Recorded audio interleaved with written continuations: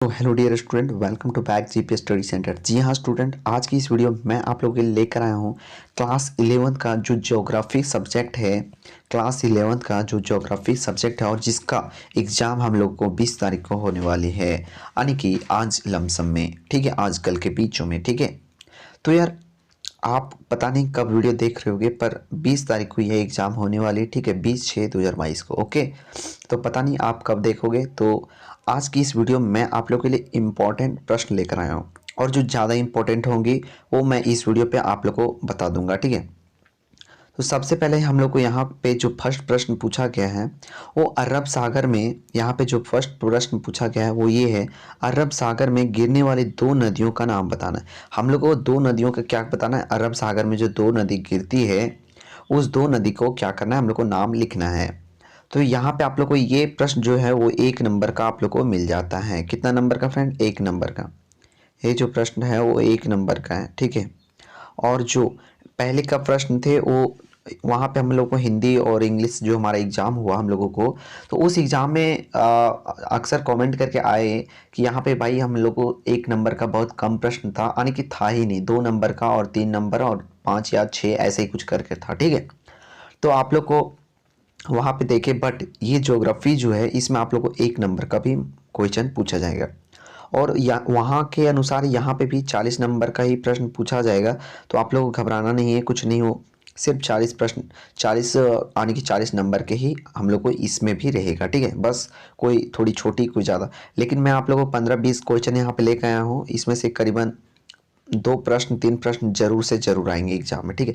मैं नहीं बताता हूँ कि फिक्स सभी आ जाएंगे, लेकिन 2-3 प्रश्न जो हैं बहुत इंपॉर्टेंट है और वो 5 नंबर वाली आने वाली है। और छोटी 1 नंबर वाली की तो बात ही मत करो, वो तो सारे लमसम आएंगे ही, ठीक है। तो चलिए देखते हैं, जो फर्स्ट प्रश्न है वो ये है। और फर्स्ट प्रश्न जो है वो ये है, अरब सागर में गिरने वाली दो नदियों का नाम लिखें। Write write the name of two river that fall in the Arabian Sea, यानी कि जो हमारे अरब सागर में दो नदियां गिरती है उनका नाम लिखना है। तो यहाँ पे देख सकते हो, यहाँ पे उत्तर देख सकते हो, सिंधु नदी, नर्मदा और तप्ती नदियां, ठीक है। यानी कि यहाँ पे मैंने 3 लेकर आया हूँ, तो आप लोग को 2 ही आप लोग क्या है एग्जाम में लिखना है। एक्स्ट्रा दिमाग नहीं लगाना है, मैं इसलिए 3 लेकर आया हूँ आप लोग के लिए, क्योंकि आप लोग सिंधु नदी, नर्मदा नदी और तप्ती नदी, अगर इनमें से कोई एक भूल जाते हो तो 2 नदियाँ आराम से आप लिख सकते हो, ओके। इसीलिए अब नेक्स्ट जो प्रश्न पूछा गया है वो ये है, क्षेत्रफल की दृष्टि से सबसे बड़ी भारतीय राज्य कौन सा है। यानी कि क्षेत्रफल की दृष्टि से, जनसंख्या की दृष्टि से नहीं दोस्तों, क्षेत्रफल की दृष्टि से सबसे ज़्यादा बड़ा राज्य कौन सा है। तो कौन सा राज्य है? राजस्थान है। यहाँ पे काफ़ी ज़्यादा लंबा आंसर मैं लेकर आ चुका हूँ, लेकिन आप लोगों को सिर्फ राजस्थान वहाँ पे लिख देना है, क्योंकि 1 नंबर का प्रश्न है। यहाँ पे मैंने उत्तर में क्या लेकर आया हूँ, आकार के हिसाब से यानी क्षेत्रफल की दृष्टि से राजस्थान भारत का सबसे बड़ा क्या है, सबसे बड़ा क्षेत्रफल वर्ग किमी है। यानी कि इतना जो है 3,42,239 वर्ग किमी जो है, किलोमीटर है, ये हमारा क्षेत्रफल दिया हुआ है। आप लोग यहाँ पे इसलिए मैंने लेकर आया कि आप लोग को यहाँ पे क्षेत्रफल भी याद हो जाए। कितना क्षेत्रफल है? 3,42,239 किलोमीटर वर्ग में क्या ये फैला हुआ है राजस्थान, ओके। तो सबसे बड़ा आप लोग को पता चल गया। अब नेक्स्ट प्रश्न देखते हैं। जो नेक्स्ट प्रश्न है वो ये है, नेक्स्ट जो प्रश्न है वो है, अपवाह तंत्र किसे कहते हैं, ठीक है। अपवाह तंत्र किसे कहते हैं, तो इसका जो है, इसका आंसर भी हम लोग देख लेते हैं। थोड़ी सी ऊपर कर लेता हूं मैं, तो जो आंसर हो जाएगा, अपवाह तंत्र या प्रवाह प्रणाली किसी नदी तथा उसकी सहायक धाराओं द्वारा निर्मित जल प्रवाह की विशेष व्यवस्था है। यानी कि जो नदियां होती है, नदियां में जो सहायक धारा बहती है, यानी सहायक और जो नदी रहती है उससे निर्मित जो जल है उसी को क्या कहते हैं? अपवाह तंत्र कहते हैं। यानी कि उसकी जब उल्टी दिशा में जब वो चलेगी तो उसे क्या कहते हैं? अपवाह तंत्र कहते हैं। ये इंपॉर्टेंट नहीं है, लेकिन जो इंपॉर्टेंट है वो मैंने बताया नहीं, तो पहले मैं बता दे रहा हूँ। ये जो प्रश्न है ये पहला बहुत ही इंपॉर्टेंट है और ये दूसरा इंपॉर्टेंट है, ठीक है। पहला जो अरब सागर में गिरने वाली दो नदियां हैं ये बहुत ही इंपॉर्टेंट है, जैसे सिंधु नर्मदा और तप्ती नदियां, ठीक है। इनमें से दो आप लोग को जरूर लिखना है। अब नेक्स्ट, क्षेत्रफल की दृष्टि से सबसे बड़ी जो भारतीय सबसे बड़ी भारतीय राज्य है उसमें सबसे क्षेत्रफल कौन सी है, किसकी है, ठीक है। ये भी आप लोगों को बहुत ज़्यादा इंपॉर्टेंट है। तीसरा नहीं इंपॉर्टेंट है। फिर चौथा भी बहुत ज़्यादा इंपॉर्टेंट है, जिसे क्या कहते हैं, बांगर क्या है, यानी कि बांगर क्या है। तो बांगर क्या है आप लोगों ने 8-9 में पढ़ा होगा, और नहीं पढ़ा होगा तो 10 में भी जरूर पढ़े होगे, लेकिन नहीं पढ़े हो तो 11 में तो जरूर पढ़े होगे, और नहीं पढ़ने में ध्यान दोगे तो मैं नहीं बोल सकता। तो कोई नहीं यार, आप लोग को मैं यहाँ पे लेकर आ चुका, नहीं पढ़े होगे तो मैं हूँ आप लोग के लिए। ये आंसर है, आप चाहो स्क्रीनशॉट ले सकते हो। तो यहाँ पे जो आंसर दिया हुआ ये है, बाढ़ में न डूबने वाली ऊंची जमीन को बांगर कहते हैं। बांगर क्षेत्र में बाढ़ का पानी नहीं पहुंच पाता, यानी कि जो बाढ़ होती है, जब हम लोग को जिस जगह पे बाढ़ आती है तो बाढ़ आने के कर में कुछ ऐसी जगह होती है जहां पे क्या होती है, मिट्टी जमा हो जाती है। मिट्टी जमा हो जाती है यानी कि टीले का जैसा जमा हो जाती है, उसे हम लोग क्या कहते हैं, बांगर कहते हैं। तो वहां हमेशा पुरानी जलोढ़ मिट्टी ही जमी रहती है, उसे बांगर मिट्टी कहते हैं, जो कम उपजाऊ होती है। वहां पे क्या होती है, हमेशा जो रहती है वो पुरानी ही मिट्टी रहती है। जहाँ पे किसी जगह पे आप लोग देखे होंगे जब पानी पड़ती है तो किसी किसी जगह पे बीच में जो है वो ऊंचा रह जाता है और वहाँ पे पानी नहीं पहुँचता है, ना ही वहाँ पे किसी प्रकार का कोई दूसरा अन्य चीज, कोई दूसरा मिट्टी पहुँच पाती है। तो वहाँ पे जो उसकी साइड साइड में ही आती है तो मिट्टी को काट कर ले जाता है, लेकिन उसके ऊपर में पानी किसी भी प्रकार के नहीं जा पाता है, ठीक है। तो उस मिट्टी को क्या कहते हैं, जलोढ़ मिट्टी कहते हैं। और उस मिट्टी को बांगर उसी मतलब उस जगह को क्या कहते हैं, बांगर कहते हैं। उस क्षेत्र को क्या कहते हैं, बांगर कहते हैं। और लेकिन अगर पूछा जाएगा बांगर मिट्टी कैसे होती है, तो बांगर मिट्टी जो है वो कम उपजाऊ होती है, यानी कि जब बांगर वाले क्षेत्र होती है उस जगह पे उपजाऊ कम होती है। ओके, आप लोग समझ गए। अब ये जो क्वेश्चन था ना, बांगर क्या है, वो बहुत इंपॉर्टेंट है, वेरी वेरी इंपॉर्टेंट। तो आप लोग यार जरूर से आप लोग घर में रिवीजन कर लेना एक बार और, ठीक है। नेक्स्ट प्रश्न पूछा गया है, ये जो नेक्स्ट प्रश्न है वो 5 नंबर का है, और ये जो बांगर वाली थी वो 2 नंबर का था, ठीक है। भारत की अक्षांशीय एवं देशांतरीय विस्तार लिखें, ठीक है। Right the latitude and longitude external of India, ठीक है। तो ये भी काफ़ी इंपॉर्टेंट नहीं है बट इंपॉर्टेंट हो सकती है, आप लोगों को शायद एग्जाम में पूछा जाए, ठीक है। तो इसका जो आंसर है वो हम लोग देख लेते हैं। तो इसका आंसर क्या है ये हम लोग देख लेते हैं, ठीक है।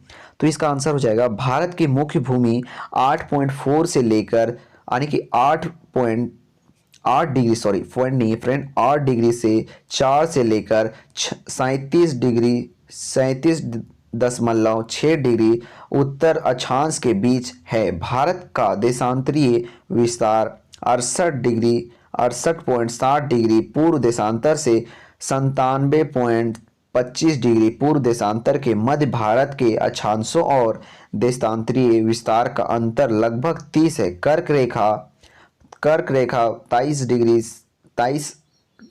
23 डिग्री से 30 डिग्री उत्तरी अक्षांश भारत की उत्तर दक्षिण 2 भागों में बंटती है। यानी कि जो भारत है, भारत की मुख्य भूमि जो है 8.4 डिग्री से लेकर 37.6 डिग्री उत्तर अक्षांश के बीच में क्या है, मुख्य भूमि है।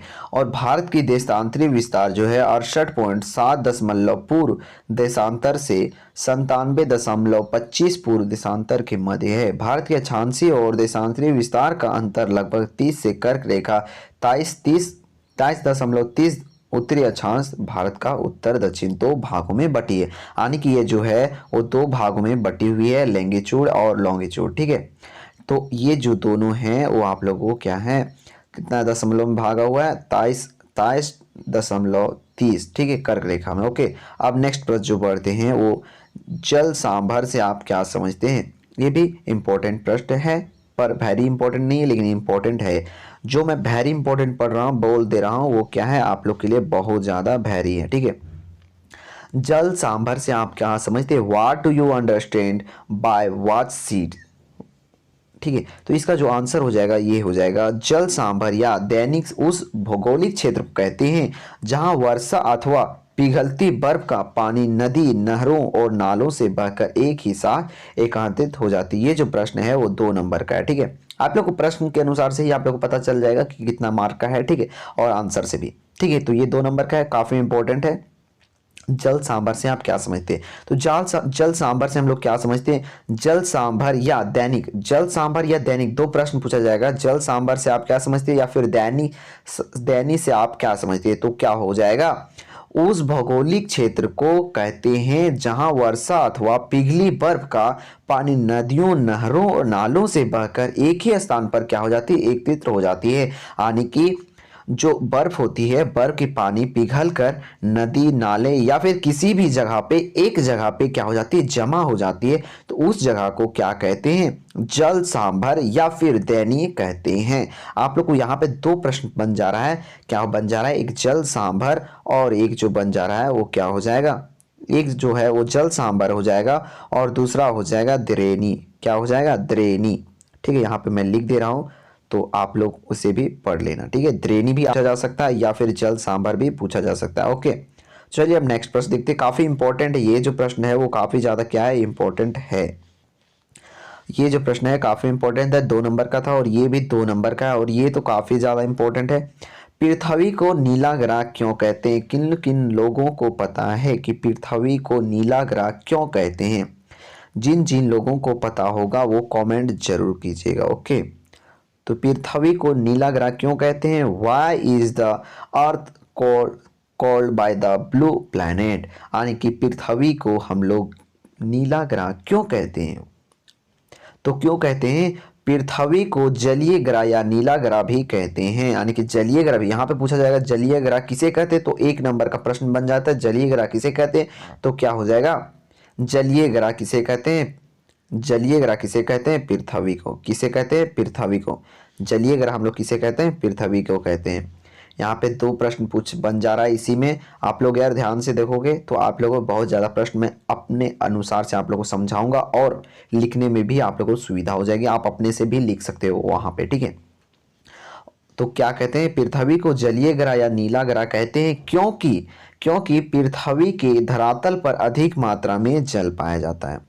पृथ्वी के जो धरातल है यानी कि जो निचली तल है, यानी कि जो पृथ्वी है, पृथ्वी की सतह पे सबसे ज्यादा क्या पाई जाती है? पानी पाई जाती है, जिसकी मात्रा, जल की मात्रा यहाँ पे देख सकते हो, जल की मात्रा पृथ्वी के 71 भाग को घेरे हुए हैं। यानी कि जो पृथ्वी पे है 71वें भाग क्या है? पानी है। 71वें भाग जो है पानी घिरे हुए सिर्फ, ठीक है। उत्तरी गोलार्ध में स्थान तथा दक्षिणी गोलार्ध में जल की अधिकता है। उत्तरी गोलार्ध में 33% तथा दक्षिण गोलार्ध में 57% भाग जल है। यहाँ पे कोई जरूरी नहीं, इतना लंबा आप नहीं भी लिखोगे तो आप लोग को यहाँ पे क्या लिख देना ये मैं बता देता हूँ, ठीक है। आप लोग को मैं अच्छा से समझाऊंगा। यहाँ से आप लोग देख सकते हो पृथ्वी को जलीय ग्रह और नीली ग्रह कहते हैं क्योंकि पृथ्वी के धरातल पर अधिक मात्रा में जल पाया जाता है। बस इतना ही, आप सिंपल ही लिख सकते हो, कोई जरूरी नहीं। या फिर आप अच्छे से और लिखोगे तो जल की मात्रा पृथ्वी पे 71 भाग को घेरे हुए हैं, जिसके कारण हम लोग पृथ्वी को नीले ग्रह के नाम से या फिर जलीय ग्रह के नाम से जानते हैं। यहाँ पे नहीं लिखा हुआ है लेकिन मैं आप लोग को बता रहा हूँ, ठीक है। ऐसा लिख सकते हो आप सिंपली शॉर्ट में, आप लोग को अच्छे खासे टीचर नंबर देंगे। ओके, अब नेक्स्ट प्रश्न पूछते हैं। ये काफी लंबा है बट मैं आप लोगों को बता देता हूं। ये कितना नंबर का है? ये आप लोगों को 3 नंबर का है। ये जो प्रश्न है वो 3 नंबर का है। कितना नंबर का? 3 नंबर का। ओके, तो यार चलिए पढ़ते हैं। परिस्थितिक से आप क्या समझते हैं? What do you understand by ecology? ठीक है, ये भी इंपॉर्टेंट है बट वैसा नहीं है, ठीक है। तो इसका आंसर हम लोग देख लेते हैं। इसका जो आंसर हो जाएगा ये हो जाएगा, वह व्यवस्था जो प्राकृतिक वातावरण और उसमें रहने वाले जीवों से बनती है उसे परिपथ तंत्र कहते हैं। परिपथ से आप क्या समझते हैं? तो हम लोग परिपथ से क्या समझते हैं? वह व्यवस्था जो प्राकृतिक वातावरण में उनमें रहने वाले जीवों से बनती है उसे परिपथ तथा परिपथ तंत्र कहते हैं। अथवा किसी एक क्षेत्र में भौतिक वातावरण तथा उनमें रहने वाले जीवों के बीच होने वाली अंतर्संबंधन का अध्ययन करने वाले विज्ञान को पर प्रतिष्ठित कहते हैं। क्या कहते हैं? प्रतिष्ठित कहते हैं। तो आप लोग समझ गए। अब नेक्स्ट प्रश्न पढ़ते हैं। तो नेक्स्ट जो प्रश्न पूछा गया वो ये है, जीव मंडल से आप क्या समझते हैं? 9वां प्रश्न है, बट बहुत ही इंपॉर्टेंट है, BVI, जिसे मैं बहुत इंपॉर्टेंट बोल दे रहा हूँ फ्रेंड, उसे आप लोग जरूर देख लें। What do you mean by biosphere? ठीक है, तो चलिए आगे बढ़ते हैं, इसका आंसर देख लेते हैं। मानव जीव जंतु तथा वनस्पतियां संयुक्त रूप से जीव मंडल कहलाता है। जीव मंडल हमारे जीवन के लिए महत्वपूर्ण है। हमें भीति भांति के भोजन पदार्थ जीव मंडल के जीवों और पौधों से मिलती है। यानी कि मानव जो है, मानव और जीव जंतु तथा वनस्पति, यानी कि जो भी जीव हैं पृथ्वी पे, जीव जंतु, मानव या फिर कोई भी किसी भी प्रकार के वनस्पति हो, सारे किसके किसके संयुक्त किसके रूप में हैं? जीव मंडल के रूप में हैं, और उसी को क्या कहते हैं? जीव मंडल कहते हैं। यानी कि जीव मंडल पे ही ये सारे हैं। जीव मंडल हमारे जीवन के लिए क्या है? बहुत ही महत्वपूर्ण है। जीव मंडल नहीं रहता तो हमारी जो संतुलन बनी हुई है वो क्या हो जाती है? बिगड़ जाती है, और बिगड़ने की वजह से हम लोग अच्छे से नहीं रह पाते। ठीक है, तो अब यहाँ पे नेक्स्ट में जो है आगे बहुत लंबी है, बट आप लोगों को ये 5 नंबर का, ठीक है, और काफ़ी इंपॉर्टेंट है। यहाँ तक कि कपड़ा, मकान और अन्य आवश्यकताओं की पूर्ति पूर्ति का स्रोत भी जीवमंडल है। जीवमंडल के जीवों को समान रूप से 2 भागों में विभाजित किया जा सकता है। पहला, प्राणी जाति या फिर जीव जंतु, ठीक है, और दूसरा वनस्पति जाति या पेड़ पौधे। ठीक है, यानी कि जो जीव जंतु है उसे कौन सी जाति में रखा गया है?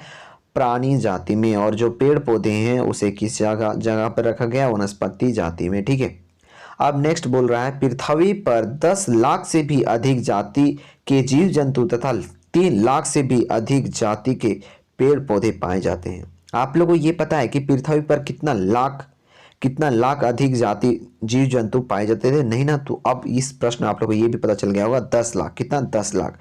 और पेड़ पौधे कितने पाए जाते हैं? 3 लाख। 3 लाख जो है पेड़ पौधे पाए जाते हैं। ओके, अब नेक्स्ट बढ़ते हैं। नेक्स्ट प्रश्न ये भी 5 नंबर का है और काफ़ी इंपॉर्टेंट है। और जो ये प्रश्न पूछा गया ये है, नदियों के किन्हीं 5 महत्व को लिखें। यानी कि जो भी, ये बहुत ज़्यादा इंपॉर्टेंट है। ठीक है, नदियों के किन्हीं 5 महत्व को लिखें। Right any 5 importance of river. यानी कि कोई भी नदियां के 5 क्या लिखना है? विशेषताओं के लिखना है। तो हम लोगों ने आंसर देखते हैं।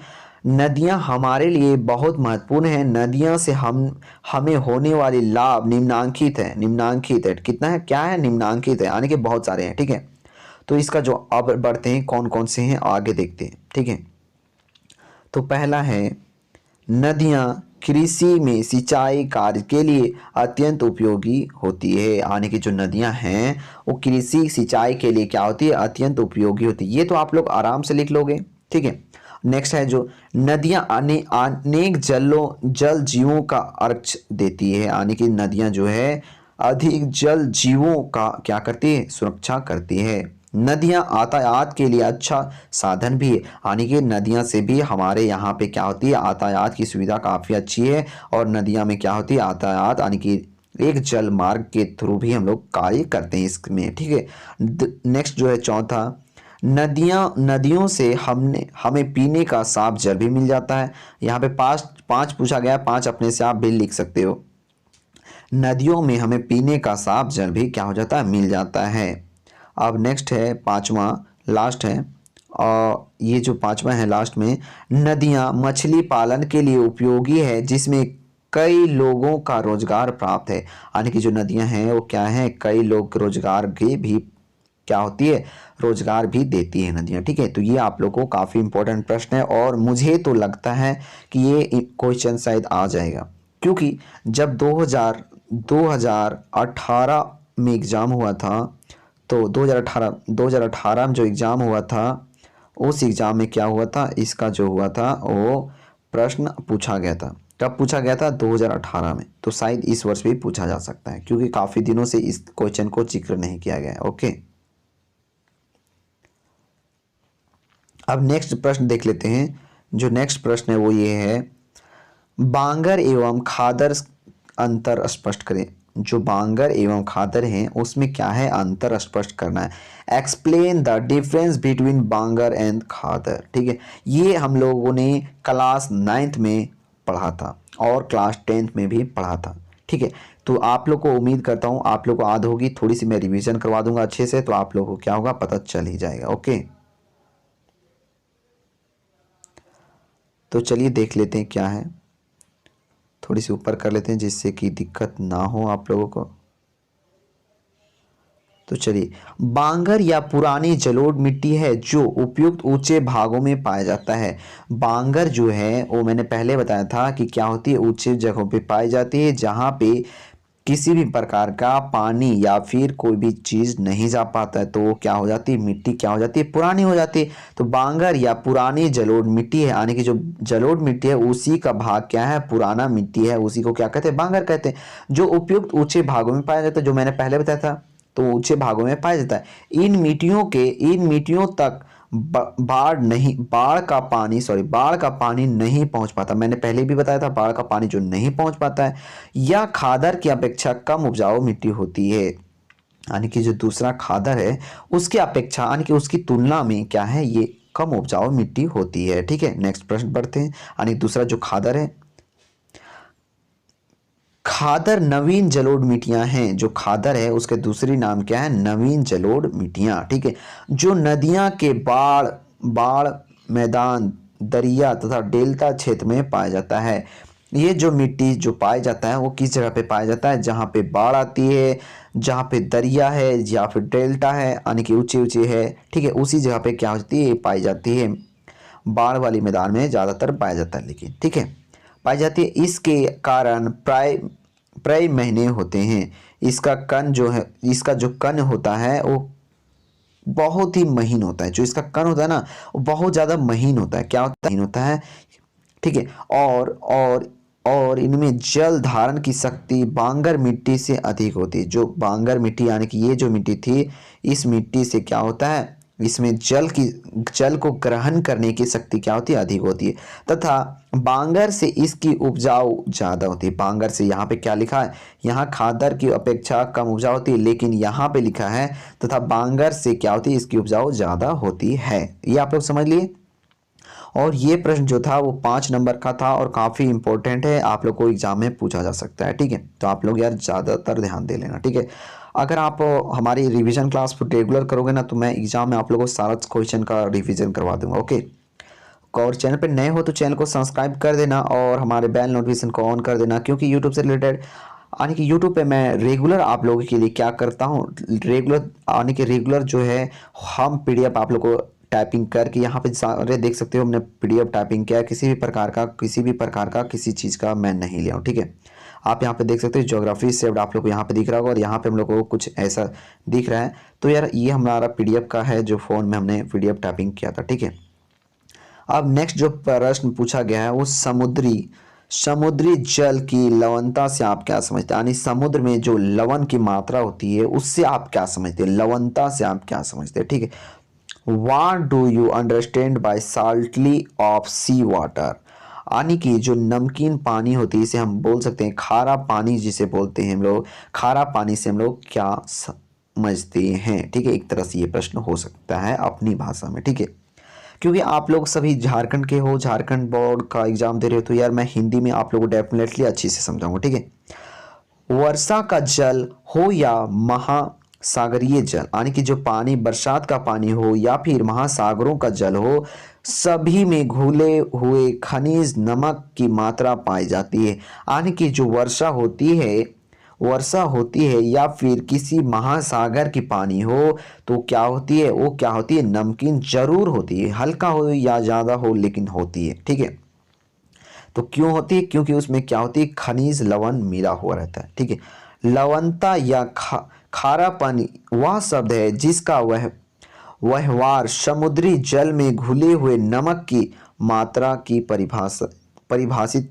करने में किया जाता है। यानी कि ये जो है यहाँ पे हम लोग बोल सकते हैं जो हम लोग समुद्र में नमक पाया जाता है उसी की एक व्यवहारिक रूप से क्या है, परिभाषा है क्या, लवणता। ठीक है, एक एक किल एक किलोग्राम समुद्री के जल में घुले हुए नमक की मात्रा के दर इसकी गुना की जाती है। 1 किलोग्राम समुद्री जल की औसत लगभग 35 ग्राम नमक पाया जाता है। यानी कि ये जो जल है, अगर जल की हम बात करें 1 किलो जल यानी कि 1 लीटर जल की बात करें या फिर 1 केजी की जल की बात करें तो लगभग 35 ग्राम नमक पाया जाता है। कितना? 1 केजी समुद्री जल में कितना पाया जाता है? समुद्री जल में 1 केजी पूछा जाता है। और ये प्रश्न 5 नंबर का नहीं है फ्रेंड, 3 नंबर का है। अगर मैं बोल दिया हूँ पहले 5 नंबर का तो सॉरी इसके लिए, ये 3 ही नंबर का प्रश्न है। कितना नंबर का है? 3 नंबर का, 3 नंबर का। ओके, अब बढ़ते हैं नेक्स्ट।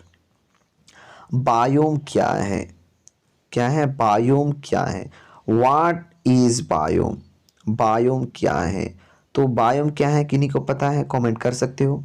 ठीक है, तो चलिए आगे बढ़ते हैं। बायोम पौधे व प्राणियों का एक समुदाय है। यानी कि जो बायो है वो क्या है? जो बायो है, जो पौधे रहते हैं, यानी जो छोटे छोटे पौधे हैं या फिर बड़े पौधे हैं, जो भी किसी भी प्रकार का पौधे हैं, उनमें से एक क्या है? प्राणियों का समुदाय है। यानी कि उन पौधों का क्या है? एक समुदाय है।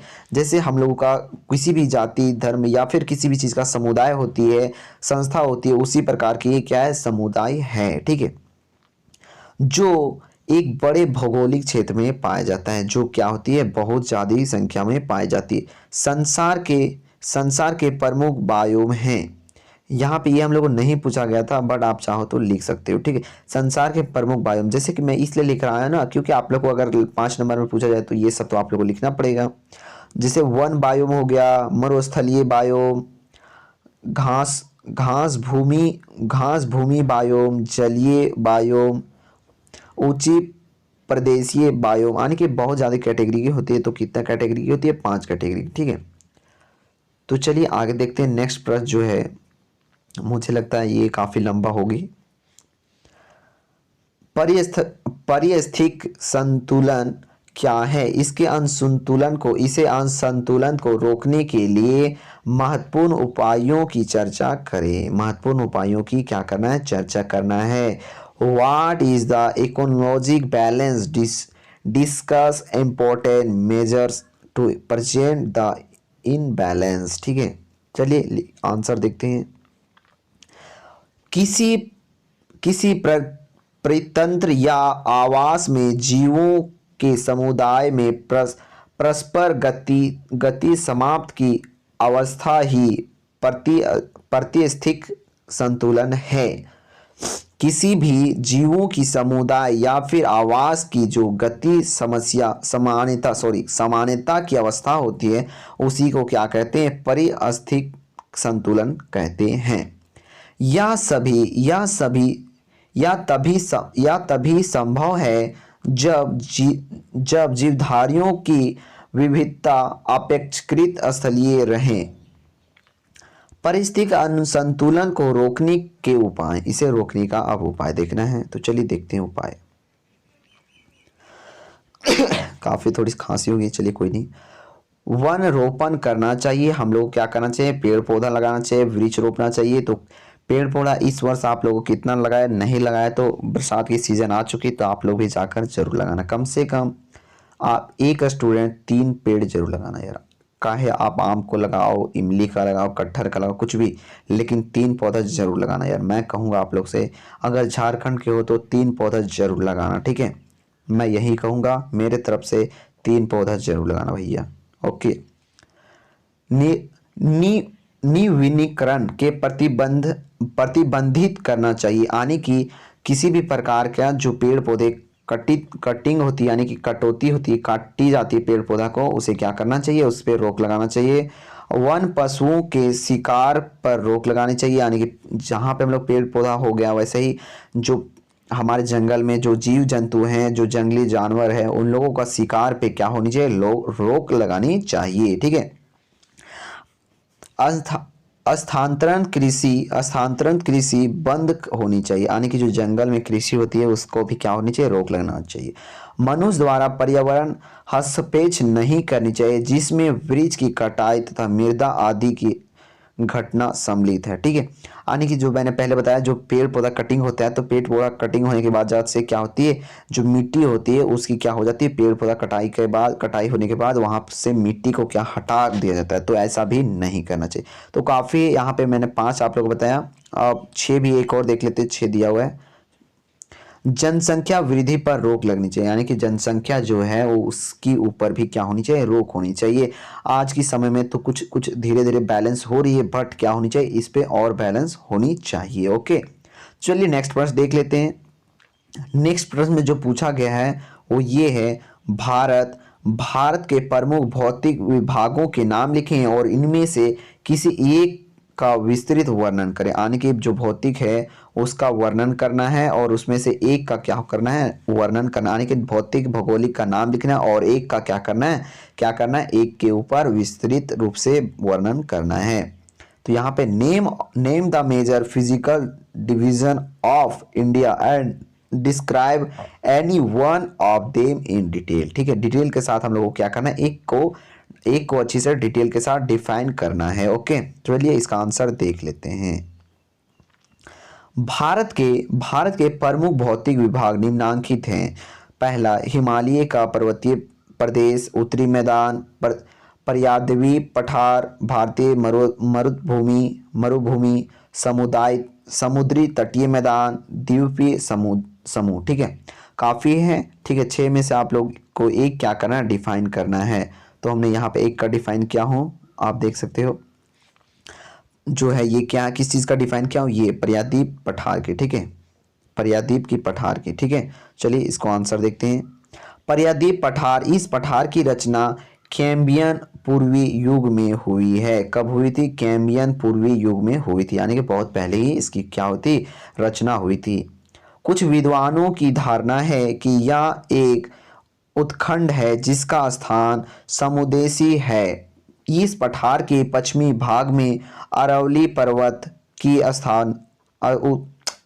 उत्थान, दक्षिणी में अन्य मूल्य परिवर्तनमाला का एक उत्स्थान विधि महायुगों में हुआ। इस स्थान में एक लंबे समय तक भूमि गर्भिक हलचलों का कोई प्रभाव नहीं पड़ा।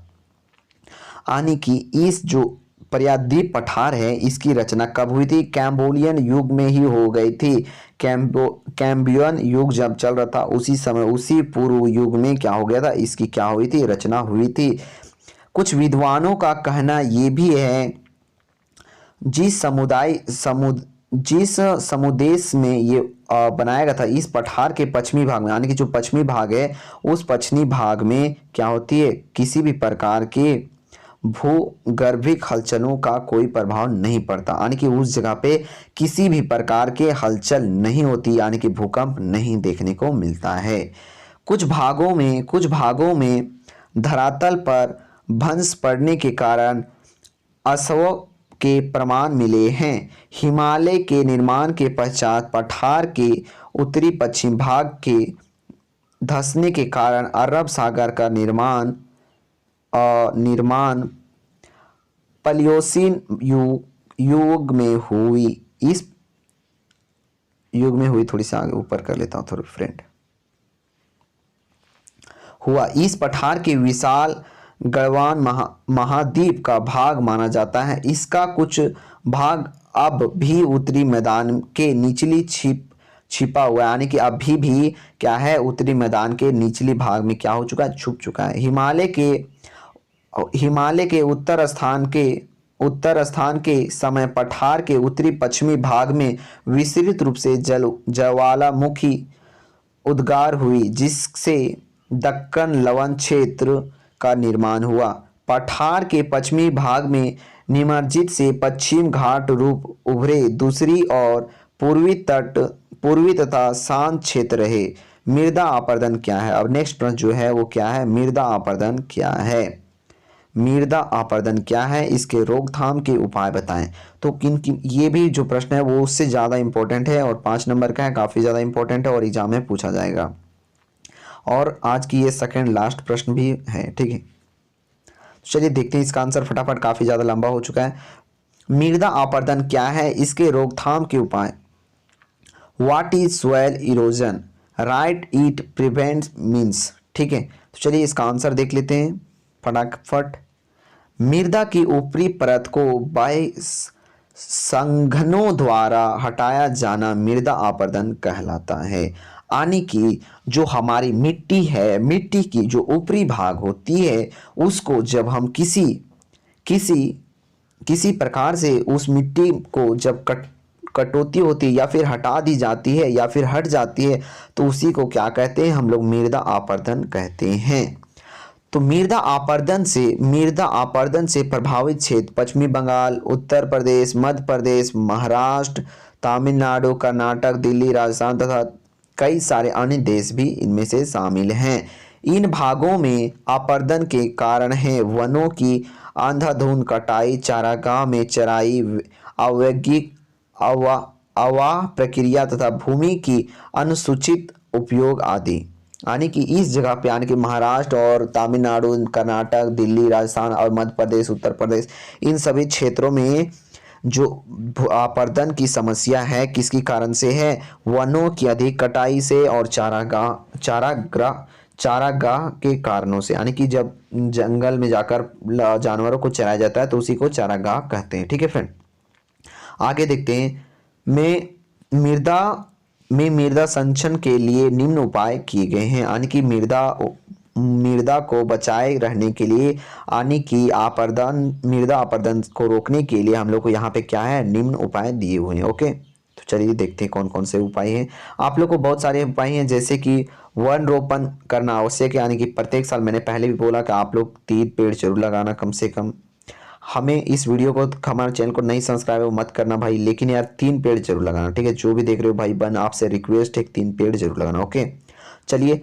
समुचित रेखीय जुताई करनी चाहिए। यानी कि जब हमारी खेत की जब जुताई करते हैं तो हम लोग को उस अनुसार से करनी चाहिए कि हमारी खेत किस अनुसार से उच्च नीच है। यानी कि जब हमारी खेत की जुताई होती है तो पूर्व पश्चिम हम लोग को देखकर क्या करनी चाहिए, जुताई करनी चाहिए कि किस साइड क्या है, हमारी साइड खेत की जो है किस साइड निचली है, यानी किस साइड डाउन है, किस साइड ऊपर है, तो उसी के अपोजिट क्या करना चाहिए, जुताई करना चाहिए। अगर नीचे है तो उधर से नहीं, बल्कि जिधर ऊपर है उधर से नीचे की जुताई करनी चाहिए, यानी कि उल्टा। ठीक है, समुचित रेखीय जुताई करनी चाहिए, आप ये लिख देना। ओके, और सीढ़ीदार खेत बनने चाहिए तथा खेतों पर मेड़ करनी चाहिए। और हमारे झारखंड में तो सीढ़ीनुमा खेत है, बहुत ज़्यादा है, तो यार आप लोग को नहीं होगा तो आप लोग समझ जाना, बना लेना। ठीक है, इससे क्या होती है, मृदा रोकी जाती है। ठीक है, और वहाँ पे खेतों के ऊपर क्या होनी चाहिए, मेड़ लगानी चाहिए। ठीक है, पशुओं को निश्चित चारागाह में चराई करनी चाहिए। यानी कि जो पशु हैं उन लोगों के लिए जो स्पेशल चारागाह होती है सिर्फ उसी में चराई करनी चाहिए, किसी भी जगह पे नहीं। ठीक है, अब नेक्स्ट प्रश्न नहीं है। आज का जो 17 प्रश्न था वो 16 प्रश्न ही था, सॉरी फ्रेंड, 16 प्रश्न ही था और ये लास्ट प्रश्न था। तो यार काफ़ी ज़्यादा टाइम हो गया मेरे ख्याल से, और आज की इस वीडियो को मैं यहीं समाप्त करता हूँ। जो हमारे चैनल पर नए हैं वो चैनल को क्या कर दो, सब्सक्राइब जरूर कर दो। ओके, तो चलिए मिलते हैं नेक्स्ट वीडियो पे।